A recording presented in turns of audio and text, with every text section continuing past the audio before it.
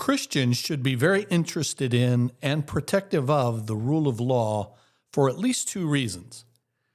One, to aid human flourishing. God has ingrained law and order into the natural world so that we can speak of natural law. And then second, because humanity is fallen and therefore humans are very susceptible to the ambition for and abuse of power, then a legal framework that is cordoned off from political influence is an excellent way, and perhaps the best way outside of the direct rule of God, to keep the power of government and passions of the populace in check.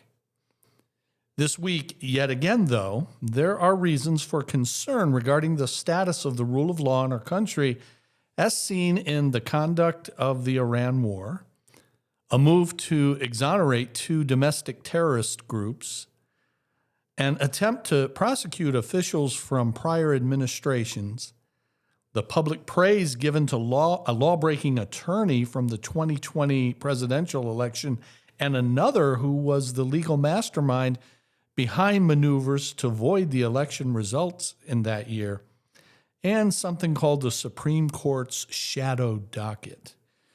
Well, that's quite a bit. Now, before we talk about those and the doctrinal foundation for our belief in and support of the rule of law, first there is the ongoing capitulation of religious so-called leaders to deify a mere man, our 47th president. You may recall that a few weeks ago, the head of the White House Faith Office, Paula White, at a luncheon at the White House during Easter week, blasphemously compared the travails of the president to the betrayal, the suffering, death, and resurrection of our Lord. Well, in what seems like has been a month, because news and chaos are the norm these days, but it happened just a week ago on Sunday the 12th. But it seems like a very long time ago that President Trump posted an image of himself as a Jesus figure, dressed in a robe and a sash that's very much like pictures of Jesus, with adoring groups of people around him, including a young lady with her hands clasped in prayer, with the sky rent and angel-looking figures in the expanse above him, and a glow emanating from Trump's left hand like he has some divine or magical power, while he has his right hand on a man lying in a bed, clearly in need of healing, and Trump is the healer. When I saw it, I had a visceral reaction of revulsion, and two words came immediately to mind: blasphemous and idolatrous. It was very clearly an attempt to equate the president with the Messiah, and Trump acknowledged that he posted it himself. Now, thankfully, there was a backlash by many Christians who were likewise appalled, but many of the usual suspects who have been made leaders of the evangelical movement were either silent or they were risibly seeking to justify it. I heard nothing all week from Paula White or from Trump's favorite pastor, First Baptist pastor of Dallas, Robert Jeffries. But the, quote, Reverend, and I have Reverend in quotes, Franklin Graham did speak up, but only after Trump had, a day or two later, claimed that he thought he was depicting a doctor, not Jesus. Yeah, you know, like when you're in the doctor's office or the hospital and the heavens always open, and there are visible power shooting from your doctor's hand, and you have angels looking on, and he wears a robe that looks like, I don't know, a man from the Middle East about 2,000 years ago. Well, it's an absurd claim on its face, and the lying compounds the original blasphemy.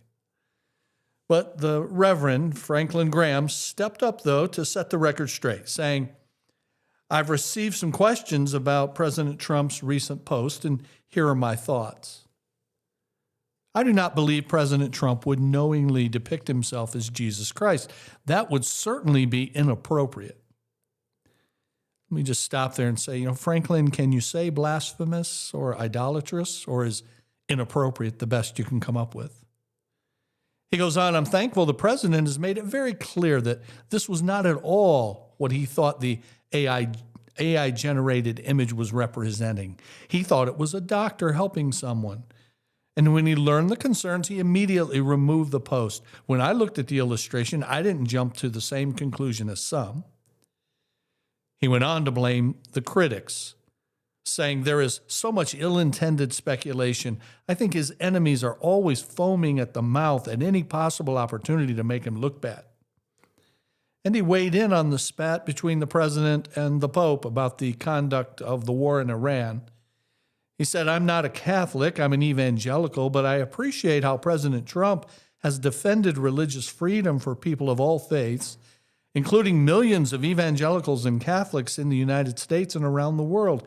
He is the most pro-Christian, pro-life president in my lifetime, and he doesn't shy away from it.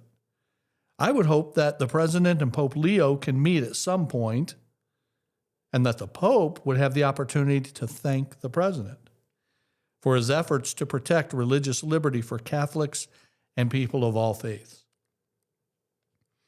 Megan Basham, whom I've mentioned in prior episodes as an increasingly popular Christian conservative author and journalist, to her credit, Basham called the post, quote, bad.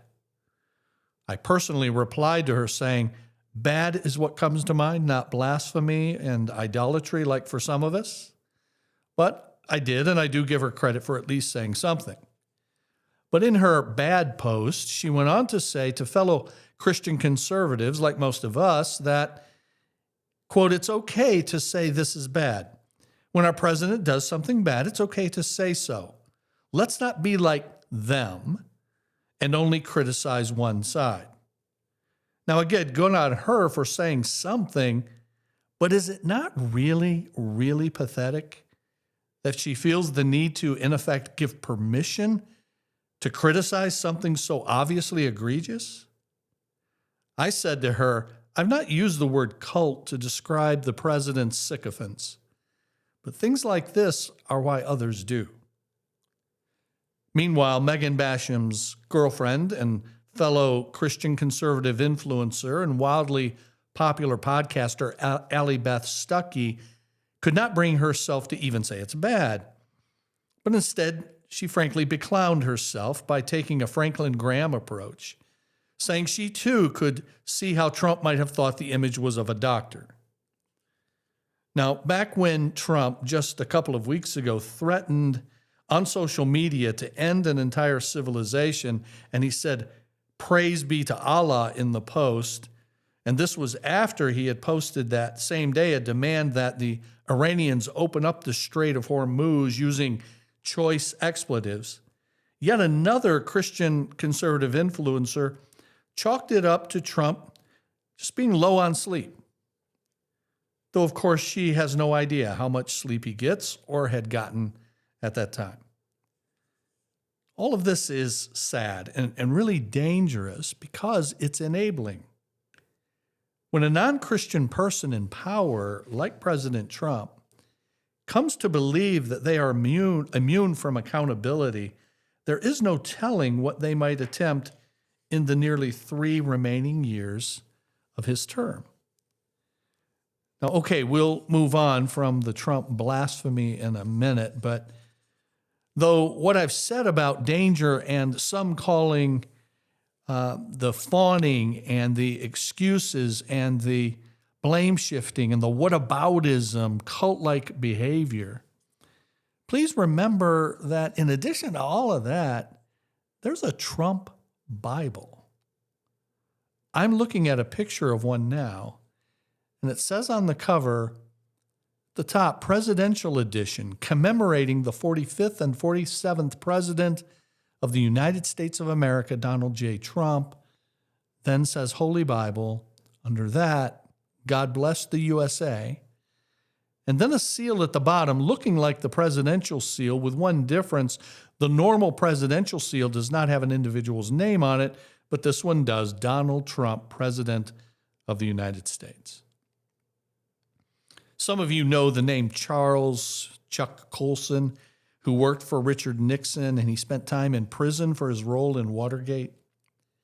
But as a result of that, and after reading and listening to the teaching of R.C. Sproul, Colson came to Christ, and after his release, he wrote several Christian-themed books, including Born Again, Kingdoms in Conflict, and Loving God. He had a daily radio spot on Christian stations for years called Breakpoint, and he started Prison Fellowship that does Project Angel Tree that some of you may be familiar with.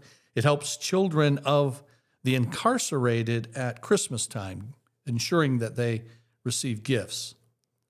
Well, Colson wrote on what he observed about political power and religious folks while he worked in the Nixon White House. He said this: "We used prayer breakfasts and church services and all of that for political ends. One of my jobs in the White House was to romance religious leaders. We would bring them into the White House, and they would be dazzled by the aura of the Oval Office. And I found them to be about the most pliable of any special interest groups that we worked with." Pliable. Special interest groups. And that was more than 50 years ago.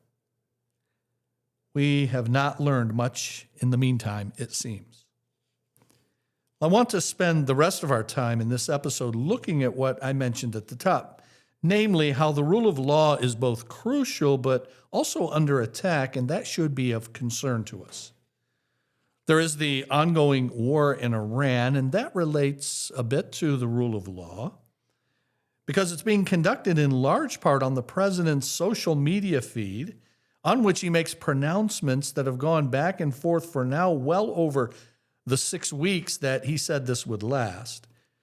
Just a few days ago, he said that Iran had acceded to all of his demands, including opening the Strait of Hormuz and also giving up their enriched uranium to us.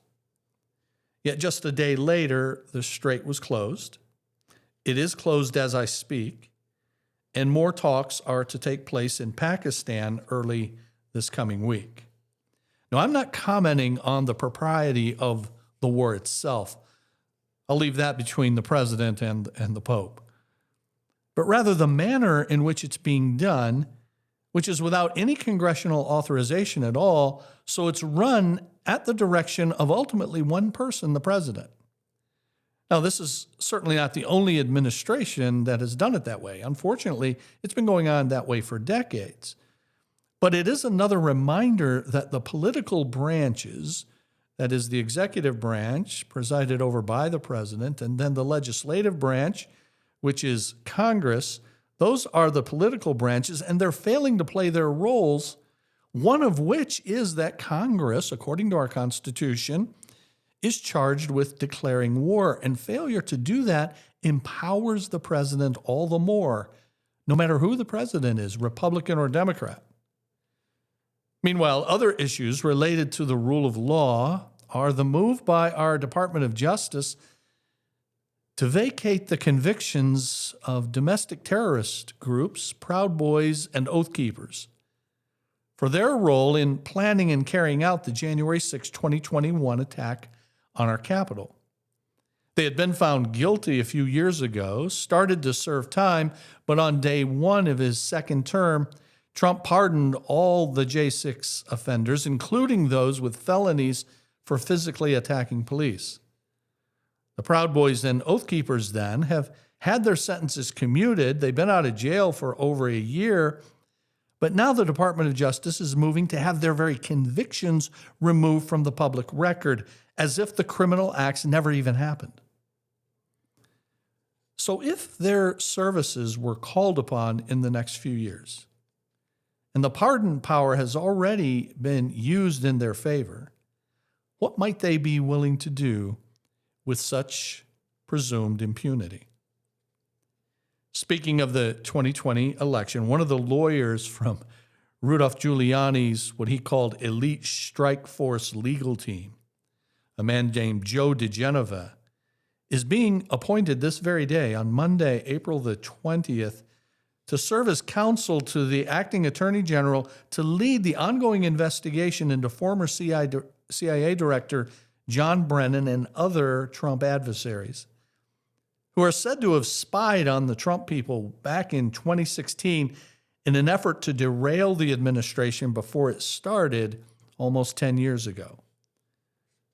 The problem is this has already been looked into and thoroughly, and they found nothing. Some of you may remember how Fox News just relentlessly and breathlessly claimed that the John Durham investigation into this very thing was going to blow the lid off the biggest scandal in the history of our country. Some of you remember that? Durham spent 4 years and millions of dollars, and he found nothing. James Comer, Republican congressman who leads the House Oversight Committee, spent a few years doing the same with the same result.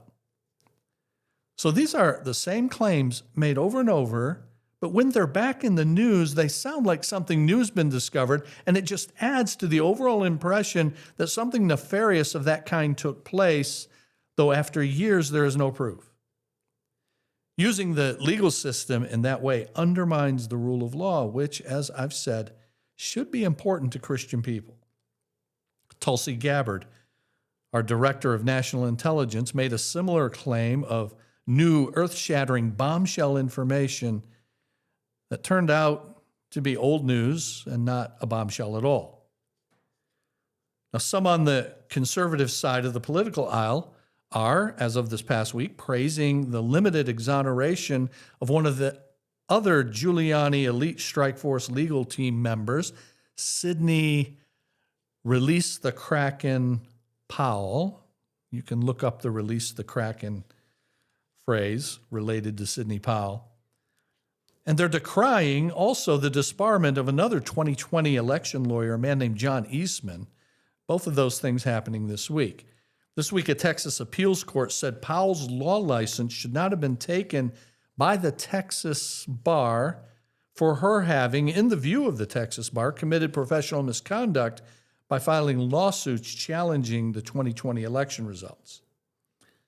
But even with that, Sidney Powell still has her conviction in the state of Georgia for having pled guilty to 6 counts for her role in Trump's attempts to overturn the election there and her own role in breaching electoral equipment security in Coffee County, Georgia. Now, I bring her up only because so many are praising and defending one who, though exonerated in one matter in Texas, is guilty of criminal activity in the 2020 election in Georgia. And it happens that the same week, a man named John Eastman was disbarred by the Supreme Court of California for his role in pushing his client, President Trump, in 2020 to do things to overturn the election results that year using novel legal theories, and novel is putting it kindly. But just as many are praising Sidney Powell and congratulating her for her reinstatement in Texas, those same people are decrying the accountability meted out to John Eastman. Now, last on the legal front, and then we'll look at why Christians should care. This week, the New York Times published leaked emails from our Supreme Court going back to 2016, showing that the court did something in that year very unusual to thwart an Obama climate change initiative using a tool called the shadow docket, the shadow docket. Now, the shadow docket is something that I've been hearing about for the last couple of years increasingly. But it turns out from this New York Times article and these leaked emails that the internal deliberations of the Supreme Court at that time, 2016, about moving very quickly on this Obama climate change issue were something that was highly unusual, almost unprecedented, and it was pushed by the Chief Justice of the Supreme Court, John Roberts. The Times article, which I read, talks about how this happened during a break in January of the Supreme Court's work while most of the justices or some of the justices were out of the country. and yet they were still communicating.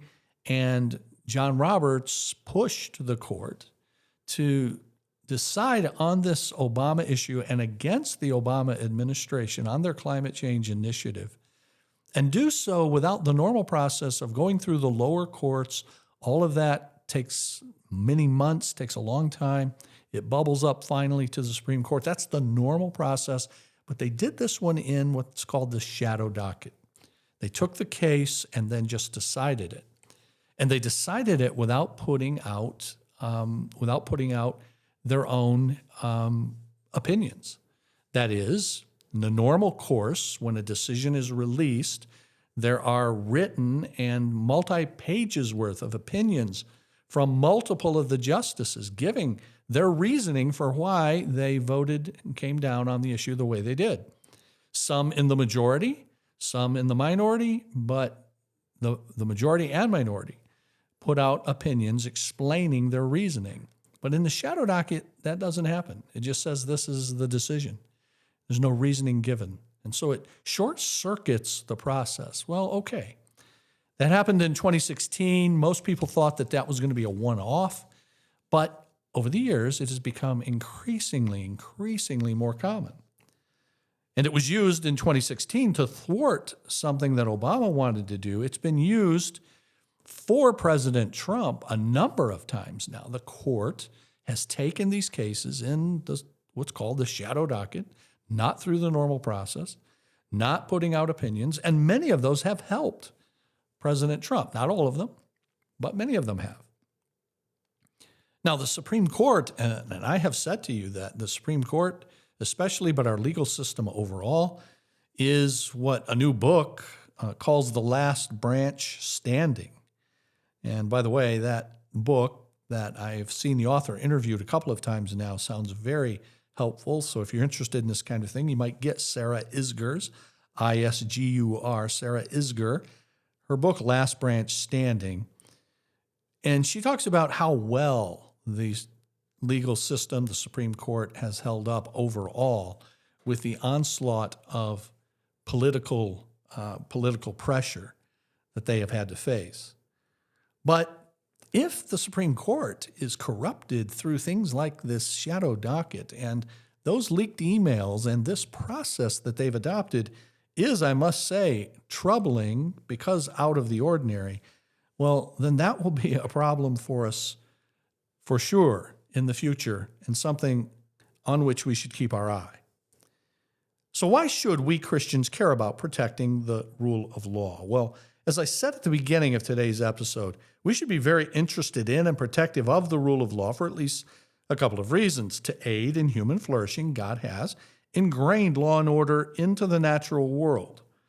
But secondly, because humanity is fallen and therefore humans are very susceptible to the ambition for and abuse of power, then a legal framework that's cordoned off from political influence is an excellent way, perhaps the best way outside of the direct rule of God, to keep the power of government and passions of the populace in check. And so I start from this premise. If you get humanity right, you'll get government and law right. If you get humanity right, you'll get government and law right. That is, if you take a proper account of humanity's flaws, of humanity's sinfulness, and you create structure and pursue policies in light of that, you'll have the best governmental structure possible because it conforms to the way things and people really are. It's not organized around a pipe dream where people are better than they in fact are. And so we, to our detriment then, pursue policies based on those false assumptions. And let me give you an example. I have heard people say, usually from one political side of the aisle, say, listen, everybody wants to work. Nobody wants to be on the government dole. Nobody wants to be on welfare. If you give somebody a job, they will work. That's based upon an assumption about humanity that is a higher level of goodness and industry than the Bible ascribes to humanity in general. The Bible doesn't say that humanity will just automatically do the right thing, and if they have a job, they'll do their job and they'll do it well. No, in fact, the Bible warns regularly about laziness and refusal to do work. Well, why is that? Because humanity is flawed. Humanity is sinful.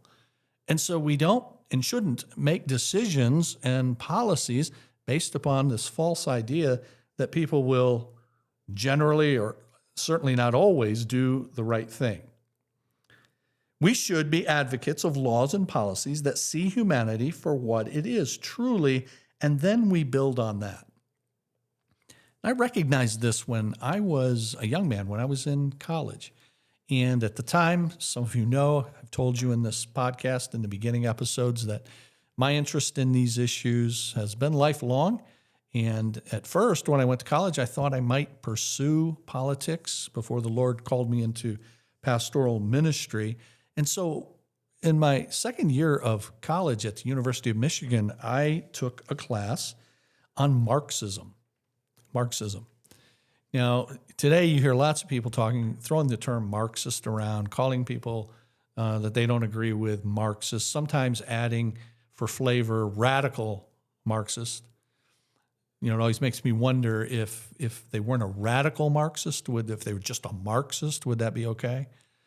And honestly, most of the time when I hear people talk about a Marxist, they don't know what they're referring to. In fact, I was a couple of years ago at a pastor's meeting, and the brother who had called this meeting, and it was out of state, and he's a good brother, and I love him, but he's got political views, and he's not afraid to state them, but sometimes he states them without knowledge, and he's just parroting what he sees on his chosen news outlets, where radical Marxism is talked about so much. And he was doing that, and he was referring to some group as Marxist. And I asked him, well, what do you mean by Marxist?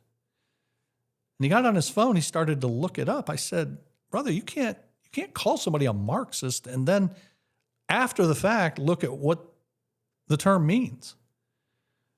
And so anyway, you have lots of people saying that. Maybe some of my listeners hear their chosen news outlets doing that, Marxist this, Marxist that, radical Marxist on top of it. I took a class on Marxism. And I recognized that Marxism, of course, named for Karl Marx, and the father of communism, who, along with Friedrich Engels, wrote the Communist Manifesto.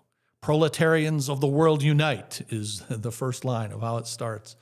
So I took that class in 1981. That was 81 or 82. We were in the very middle of the Cold War. Ronald Reagan was the president, and so communism and its ideological foundation, Marxism, was of great interest to me. So I took that class. Marxism is the theory from Marx and Engels that undergirds communism, which is the practice or the system that's based on the ideology of Marx. I had to do a paper in that class, and I titled the paper, Man's Changeable Nature, the foundation of Marxism.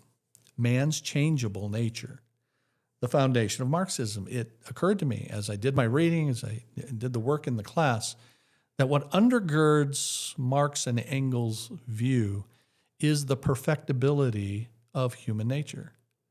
That if you give them the right environment, you will, and according to Marx and Engels, you would no longer need the state. You would no longer need the government. If things worked out the way they had designed, the state would go away and people would live in a kind of utopia. Well, it didn't quite work out that way, did it? And it didn't quite work out that way because man's nature is not fungible. It is not changeable by the environment. And you do not shape the fundamentals of human nature by the way you structure the state, contrary to what Marx and Engels taught and thought. And so as a result, communist countries become totalitarian. They're already at the beginning authoritarian meaning that the government controls what happens, that it restricts freedoms, but all supposedly for the greater good. It's all for the people. you know, it's always the people's republic of. It's always for the people that we're doing this. And frankly, I think many times, certainly at the beginning, that is the case, that they intend good, but it's based on false premises. And therefore, it goes in a very bad direction. So it's authoritarian, that there are limited freedoms, but of necessity, but it's all in a good cause. It's going to move in a good direction, but of course it never does because of man's sinful nature. The sinful nature of those in charge, the sinful nature of those who are following. They're not going to, unless they're incentivized, they're not going to work hard and be industrious. And so that you're going to have a growing gross domestic product and a robust economy. And that's what we've seen in communist countries over decades and decades, contrary to the true believers who say real communism's never been tried. It's been tried over and over and over again, and it has always failed, and it has always failed because it is based on a false understanding of human nature. And it moves from, then, authoritarian to totalitarian. And that's because it is utopian. Sorry to use all those terms, but Francis Schaeffer was the first person I heard to say that. He said, it's totalitarian because it's utopian. And what he's saying is what I've been saying here. It becomes so restrictive of necessity because people's sin nature has to be tamed. And so the authorities become not just authoritarian, they become totalitarian because it's utopian. And utopianism is false because it's not true to human nature. Francis Schaeffer taught that the Christian consensus in the world where Christianity overall